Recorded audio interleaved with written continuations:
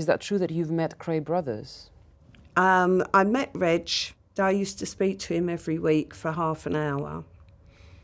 And he used to send me flowers and little gifts. And he actually proposed to me twice. What did you tell him? I said no. I didn't think it was a very good idea for either of us.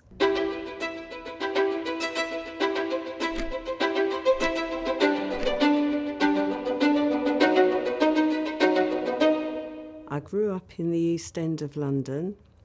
I had a very happy childhood. We were not very rich, as was most of the people in the East End. But then that was the norm for where we grew up in those days. Would you say there was a lot of crime going on? There was. Obviously, when I was young, I didn't really take any notice, but I know my parents used to say about, oh, they're always selling knocked off stuff. And it wasn't until I met my then-to-be first husband that I actually ever got involved in crime. Can you tell me, how did you meet your first husband?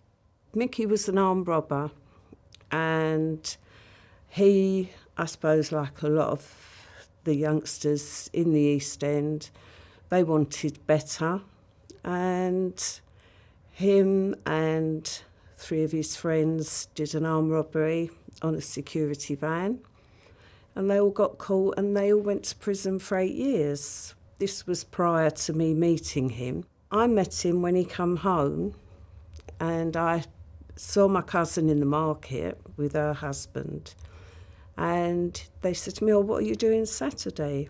And I said, oh, I'm not doing anything. So they said, well, come to this party. We're doing a party for this guy, Mickey, that's just come out of prison. And I didn't want to go. For some reason, I think because of all the old films and whatever in those days, all the crooks were the ugly ones, and all the so-called goodies, I suppose, the heroes, were all the good-looking ones. And I just imagined that this guy was going to be really ugly, and do I really want to go? And my cousin went, oh, please, it's only just one night, you haven't got to see him again. But he's the only one that's on his own, where he's been in prison so long. And when we met each other, we were both pleasantly surprised, and that was it. He was very charismatic, and when my family all met him, he won them over. And to me, he was this most gorgeous, handsome person, and I was just totally besotted by him. So what kind of crimes would he commit? Him and his friends, they used to rob banks, security vans, post offices.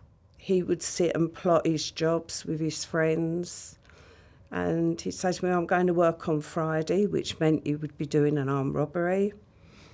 And for some reason, they all used to come to my house to sit and plot, and I used to make them sandwiches and cups of tea while they were discussing what they were going to do. He didn't hide anything from me, and my parents were hoping that he was going to get a job and go to work, but that wasn't on his agenda. And he said, no, I want the good things in life, and people like me, the only way we can get it is by being robbers. So what ended up happening to Mickey? It was a Saturday morning, and it was very near to Christmas. And he said, I'm not going to put any bullets in my gun. He got his cartridges, he emptied everything out. He just put wadding in, and he just sealed the cartridges. And he said, if I have to fire my gun, all I'm going to shoot out is a load of fluff. So I couldn't hurt anybody, but the noise, there'll still be the effect of the noise. And he never came back that day. And I was out looking for him. And 6 o'clock the next morning, Terry, Mickey's brother, phoned.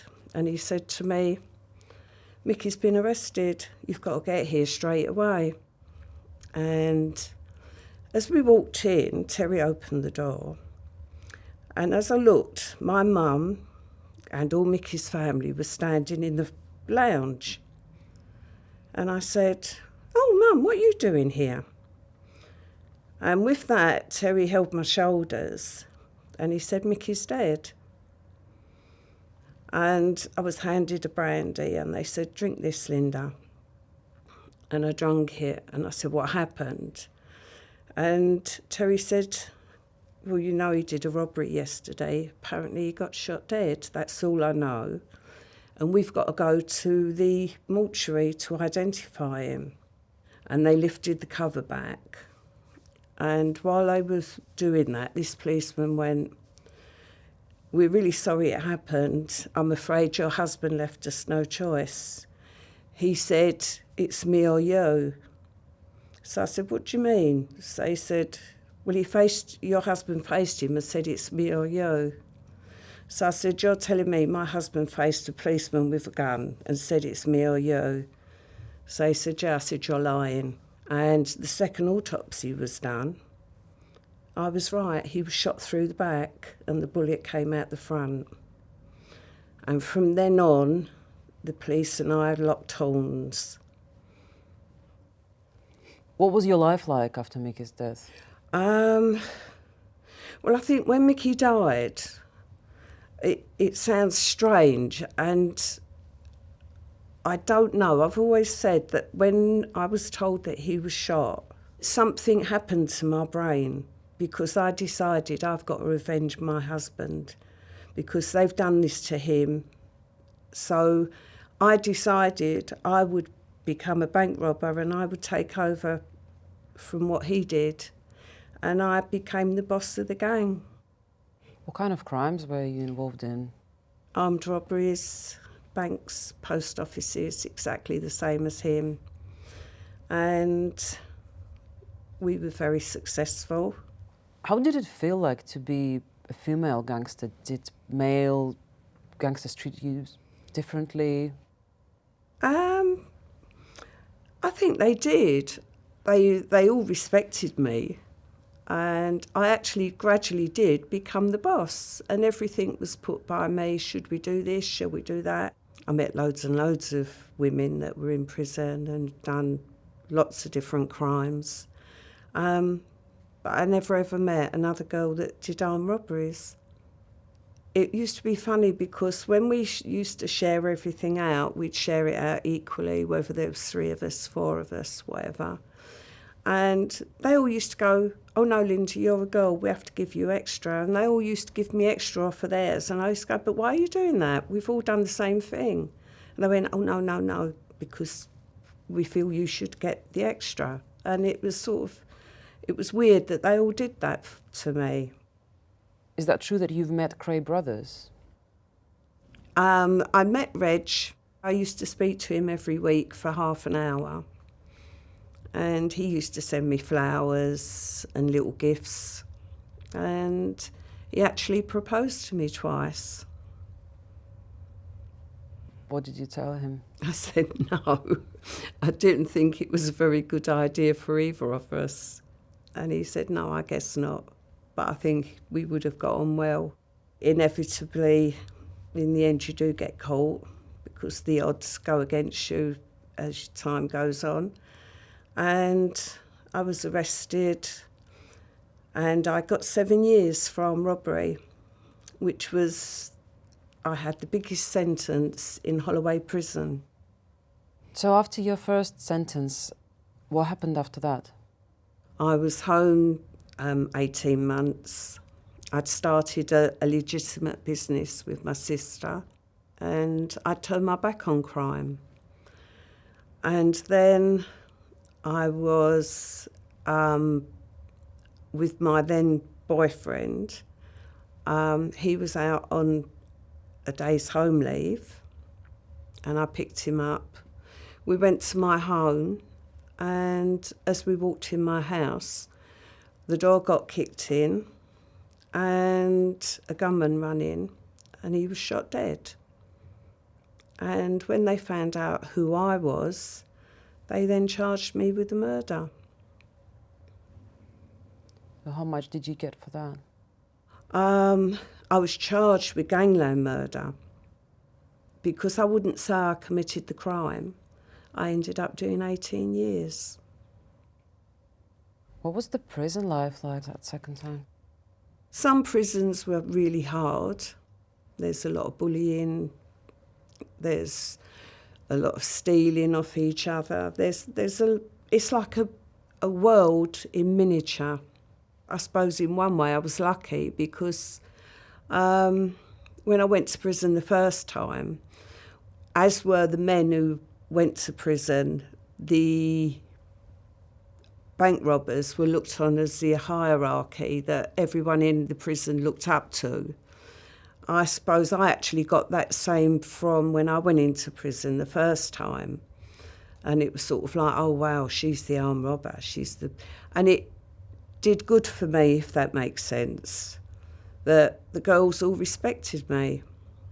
And when I went back the second time, I met a lot of the same girls that I knew.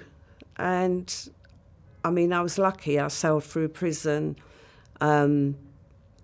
And I never got bullied, I never got picked on. I always got treated with the utmost respect from all the girls. So I suppose in that way I was quite lucky. You have served with some of the most notorious female criminals. Who did you meet in prison? I met Myra Hindley.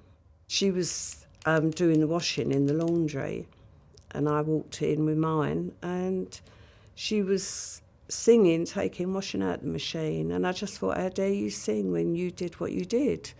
And I just walked up and went slap round her face, and she stood up and went like this and went, I could get you sent back to Holloway for that. And I went, Holloway doesn't hold any fears for me.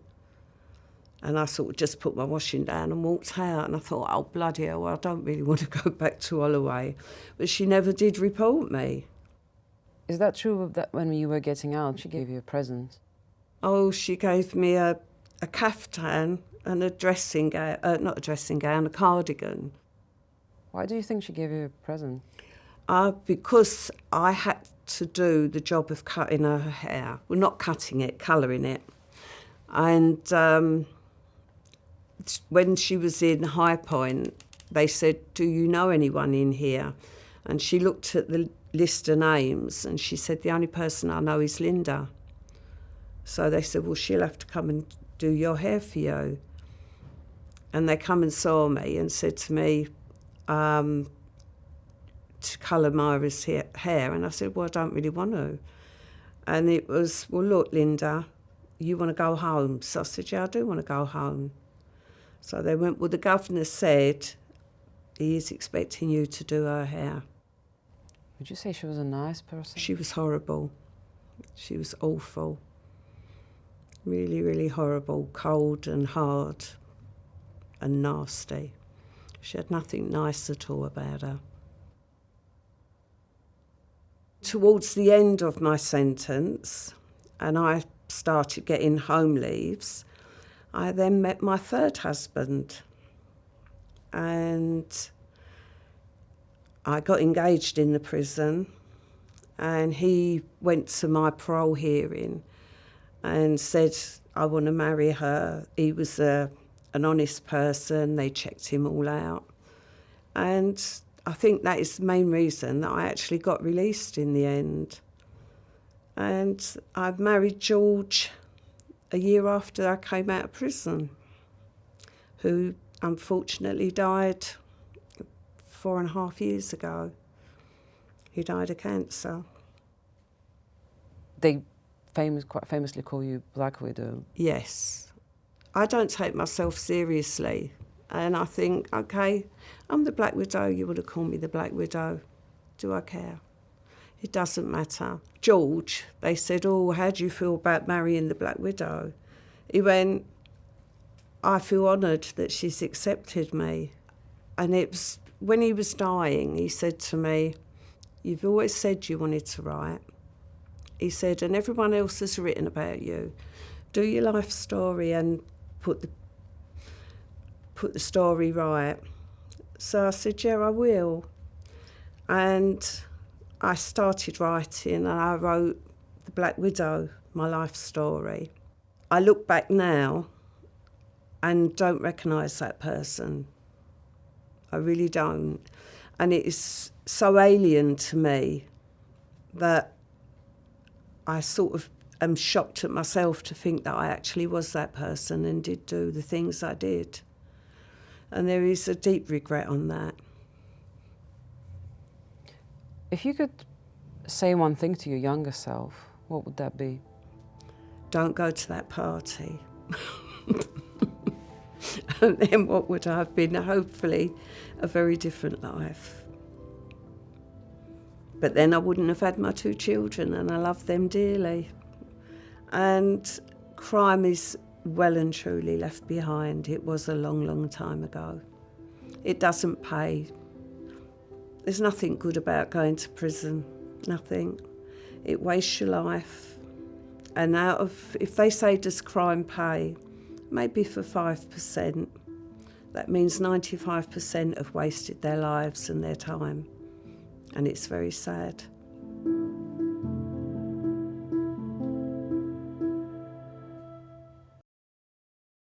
Tomorrow, I said at 7 o'clock in the morning, go and get Kennedy. That was my sign-off shotgun. It was named after President Kennedy. I said, and I want one chamber, one buckshot filled with rock salt, and the other one with the normal buckshot in, all right? Yeah? I'm not messing about with these people. They're dangerous. I'm going to shoot them.